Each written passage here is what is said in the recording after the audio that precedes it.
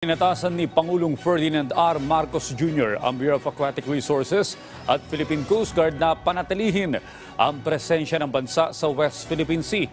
Ito'y sa harap pa rin ng patuloy na presensya ng China sa loob ng ating teritoryo. Ayon kay PCG spokesperson for West Philippine Sea, Commodore J. Tariela, inatasan siya ng Pangulo na ipagpatuloy ang deployment sa Bajo de Masinloc bilang bahagi pa rin ng bagong Pilipinas campaign kaugnay sa usapin ng food security. Paliwanag ng opisyal, nananatili ang presensya ng PCG sa Philippine waters mula February 1 hanggang 9 habang nag-deploy ang BFAR ng mga tauhan para sa rotational deployment.